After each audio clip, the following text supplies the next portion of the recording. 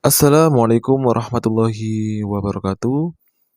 Alhamdulillahirabbil alamin. Allahumma shalli ala nuril anwar wasiril asrar wa tiryaqil aghyar wa miftahil babil yasar sayyidina Muhammadinil mukhtar wa alihil athhar wa ashabil aghyar adada ni'amillahi wa ifdhalih. Alhamdulillah pada kesempatan kali ini kita masih diberikan kesempatan untuk melanjutkan materi kita di pelajaran Sahabat Al-Fiqh Learning. Ya, Fikih Learning kita untuk kelas kita sebagai sebutan kelas Fikih Learning. Kita saat ini kita akan lanjut menuju bab 3 terkait apa itu sholat fardu dan sholat 5 waktu ya. Yang pastinya ketika kita belajar dipastikan adab-adabnya ketika belajar nggih. Untuk memperhatikan adabnya, untuk menjaga wudhu, kemudian disiapkan alat tulisnya dan tidak rebahan misalkan ya, tidak tidur-tiduran di kamar ya, sebagaimana ketika kalian belajar di sekolah. Sehingga dengan ikhtiar kita ketika belajar di rumah dengan posisi tersebut, dengan memiliki wudhu yang saya sampaikan sebelumnya, jadi kita akan mendapatkan kebarokahan ilmu. Amin ya rabbal alamin. Oke, langsung saja kita menuju tentang pengertian sholat fardu. Secara bahasa, sholat adalah berdoa atau doa untuk meminta suatu kebaikan. Kemudian secara istilah, sholat ini adalah semua perkataan dan perbuatan tertentu yang mana kita mulai dari takbir dan diakhiri dengan gerakan salam. Salat yang diwajibkan yakni sebanyak 5 waktu sehari semalam, yang biasa kita kenalnya dengan nama sholat subuh, duhur, asar, maghrib, dan sholat isya. Ya, jadi saya harap semoga siswa-siswi sekalian ketika kita belajar sholat 5 waktu ini emang benar-benar ya kita sudah waktunya sudah untuk memperkuat sholat kita, sudah kita perbaiki yang masih bolong-bolong, terutama biasanya subuh yang ketiduran, kemudian yang asar kecapean setelah main seharian, kemudian adalah ya. Jadi kita perbaiki kembali salat-salat kita apabila terdapat masih ada yang bolong-bolong nih. Kemudian untuk perintah dasar hukum salat fardu ini ada banyak, tetapi untuk pembelajaran kali ini saya ambil sampelnya satu, yakni pada contoh surat An-Nisa ayat 103. A'udzubillahi minasyaitonirrajim. Bismillahirrahmanirrahim. Innas salata kanat 'alal mu'minina kitaban mauquta. Yang artinya sesungguhnya salat ini, salat bagi orang-orang mukmin adalah suatu kewajiban yang sudah ditentukan waktunya. Kemudian di redaksi ayat lain yang menjelaskan tentang kewajiban atau perintah dasar hukum salat fardu ini ada di surat Al-Baqarah ayat 43 yang berbunyi A'udzubillahi minasyaitonirrajim. Bismillahirrahmanirrahim. Wa aqimus sholata wa atuz zakata warka'u marraki'in, yang artinya dan dirikanlah salat dan bayarkanlah zakat dan rukuklah bersama orang-orang yang rukuk. Dan beberapa redaksi hadis lainnya yang kita bisa cari di LKS nanti. Kemudian untuk syarat wajib sholat, ini yang pertama adalah beragama Islam. Ya, wajib orang beragama Islam ya. Jadi tidak sah sholat yang dilakukan oleh orang kafir dan tidak diterima ya pastinya. Begitu pula banyak halnya semua amalan yang mereka lakukan. Pertama wajib Islam.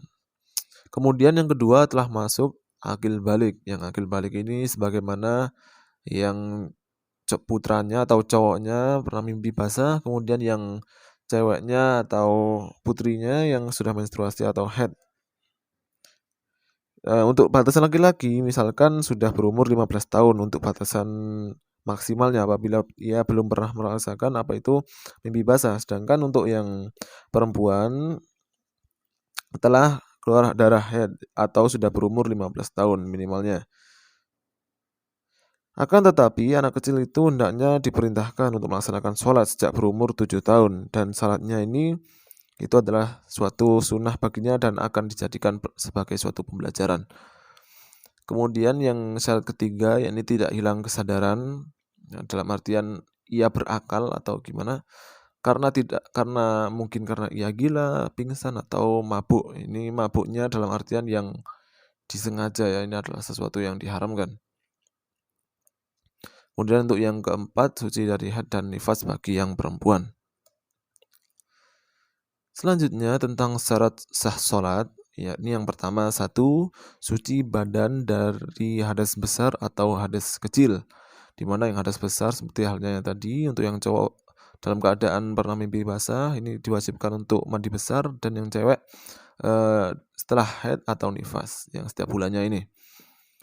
Kemudian yang untuk hadas kecil misalkan BAB atau BAK ini. Kemudian yang kedua, suci badan, tempat, dan pakaian. Sehingga badan ini suci dari hadas besar atau hadas kecil. Kemudian tempat yang kita gunakan untuk sujud atau sholat ini benar-benar suci. Karpetnya diperhatikan, misalkan ada kotoran dibersihkan terlebih dahulu. Kemudian apabila di pakaian ada yang menempel, kotoran-kotorannya dibersihkan dengan cara dicuci dengan air yang mengalir ya. Perlu digarisbawahi, dicuci menggunakan air yang mengalir, misalkan di pancuran atau di sungai yang mengalir sungai ini. Kemudian syarat yang ketiga yakni menutup aurat. Menutup aurat untuk yang laki-laki batasannya yakni dari pusar sampai di bawah lutut.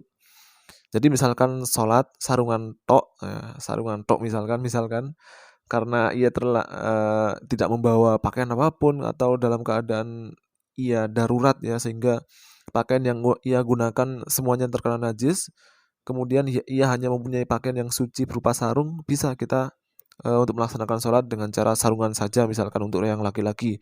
Jadi untuk menutupi yang bagian perut ini, pusar bagian perut bagian atas harus ditutup sampai di bawah dengkul, udah di antara itu ditutup, sudah sah untuk melaksanakan sholat untuk yang laki-laki. Sedangkan untuk yang perempuan wajib ditutup semuanya kecuali muka dan telapak tangan. Yang keempat syaratnya yakni telah masuk waktu sholat.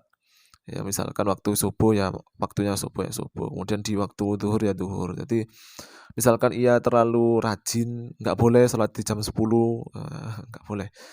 Jadi emang harus waktunya duhur, misalkan jam setengah 12 sudah waktunya duhur, ia melaksanakan sholat di waktu duhur di jam setengah 12 misalkan. Jadi telah masuk pada waktu sholat. Kemudian yang saat kelima, menghadap kiblat. Kiblat kita di Ka'bah ya, kiblat kita untuk sholat. Kemudian yang keenam, mumayyiz. Mumayyiz ini mampu untuk membedakan hal ini adalah hal yang buruk atau yang baik. Kemudian hal-hal yang membatalkan sholat ini banyak ya. Satu, bergerak di luar gerakan sholat. Kemudian kedua, berbicara dengan sengaja. Tiga, berhadas kecil ya, dalam khusus ini ditambahi ya, berhadas kecil misalkan ia di tengah-tengah sholatnya kentut ya, atau karena nahan pipis ya, ini nanti BAK ya, buang air kecil ketika sholat. Nah, ini adalah sesuatu yang membatalkan sholat. Berhadas kecil misalkan kentut di tengah-tengah sholat. Kemudian yang keempat, meninggalkan rukun sholat. Ini yang membatalkan sholat ya. Rukun sholat misalkan ia lupa gak niat atau lupa tidak membaca Fatihah. Nah ini Fatihah termasuk dalam rukun sholat. Sehingga ketika tidak membaca surat Al-Fatihah ketika sholat, maka ia batal sholatnya. Ini ada rukun, salah satunya ini membaca Fatihah. Nanti banyak ya rukun-rukun sholat ini.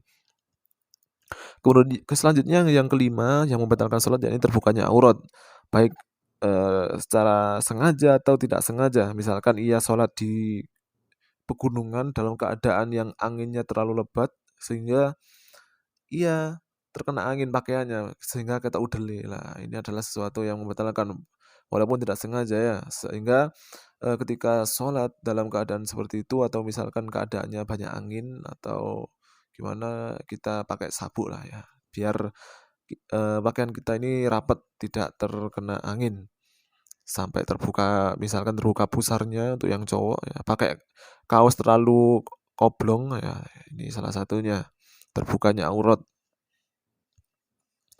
Kemudian yang enam, merubah niat.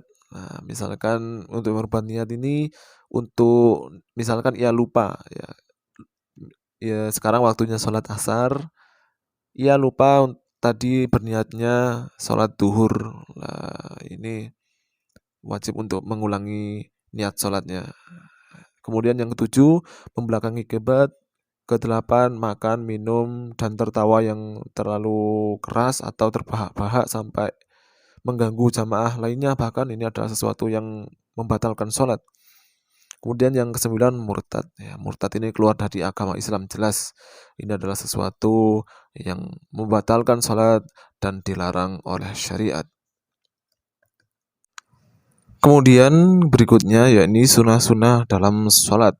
Jadi sunnah ini adalah ucapan atau gerakan dalam sholat dalam keadaan rukun sholat, selain ke dalam rukun sholat ini. Ini adalah salah satu sunnah dalam sholat. Ada dua ya disebutkan. Yang pertama ada sunnah abad. Ya, abad. Sunnah abad ini merupakan amalan sunnah dalam sholat apabila terlupa atau tertinggal, maka harus atau disunahkan untuk diganti dengan sujud sawi. Di antaranya ketika ia terlupa tasyahud awal, ya. Kemudian kedua membaca sholawat pada tasyahud awal. Yang ketiga membaca sholawat atas keluarga Nabi pada tasyahud akhir. Yang ketiga yakni yang keempat yakni membaca kunut pada sholat subuh atau witir pada Ramadan pertengahan. Jadi ketika saat sholat subuh terlupa untuk membaca kunut, maka ia disunahkan untuk melaksanakan sujud sawi. Untuk pelajaran sujud sawi kita insya Allah bahas di kelas 8-nya ya terkait sujud sawi ini. Sujud sawi adalah salah satu, saya beri bahasan sedikit. Sujud sawi ini merupakan sujud yang dilakukan seseorang apabila ia terlupa dalam sunnah abad. Nah, ini nanti untuk gerakannya ya ini dua kali sujud setelah sebelum salam ya. Nanti ada tata caranya sendiri dijelaskan di kelas 8. Kemudian untuk yang kedua yakni ada dinamakan sunnah hayat, di mana sunnah hayat ini merupakan amalan sunnah dalam sholat. Apabila terlupa atau tertinggal, maka tidak perlu diganti dengan sujud sawi. Ada 11. Yang pertama, 1. Mengangkat tangan saat takbiratul ihram. Yang kedua, meletakkan tangan kanan di atas tangan kiri ketika sedekap. Ya, saya tambahin. Ini ada yang hilang. Kiri ketika dalam keadaan sedekap ya.